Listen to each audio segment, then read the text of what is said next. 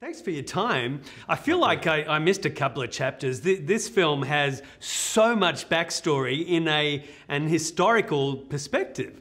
Yeah, it does. I mean, we sort of drop you in sort of in the middle of the story, and then we kind of go back and show you some origin stuff. But yeah, it sets up its world, and it just like gets, starts running. And I like that about it. Like, I don't want to wait and like sort of see everything pieced together. I want to get in there, and we'll fill you in on stuff as we go. But it's nice to just get the story moving.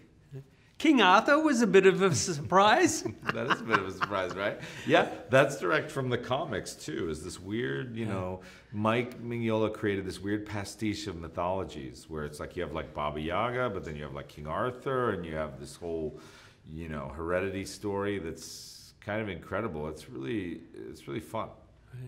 Ron Perlman's nightmare stories of hours in makeup and didn't deter you from taking on this? How did you cope? I have tons of friends who have done this stuff, like different types of prosthetic stuff, and a lot of them have had horror stories.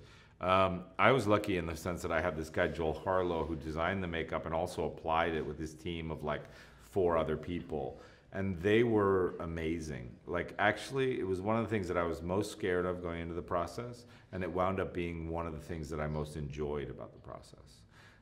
It became almost a fetish of mine to like sit in that makeup chair, wait for Hellboy to emerge after 3 hours, and then just like live with this different animal of what I would see and what I would feel. And it really became liberating, and I got to do some work that was very larger than what I normally get to do, and in that way, like, really fun.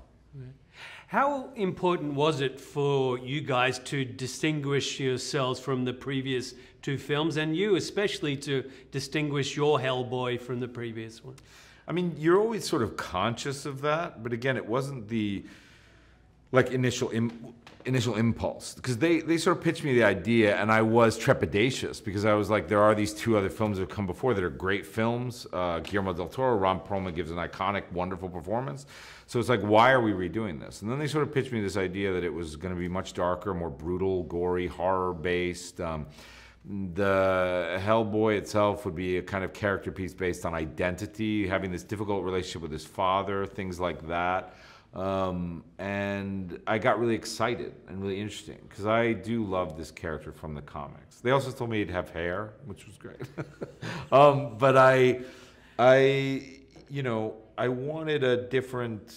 wanted to bring something different to it. But again, it was more just the investigation of the source material of the actual comics and responding what I directly responded to that, which is inherently going to be different than what another artist responds to. It's just inherently I'm built to respond to different things. I have a different vision of the world than other artists, and I want to present that vision. It's my raison d'etre for art, right? So in that way, I was drawn to a lot of things about the character that sort of hadn't been highlighted before, but it wasn't.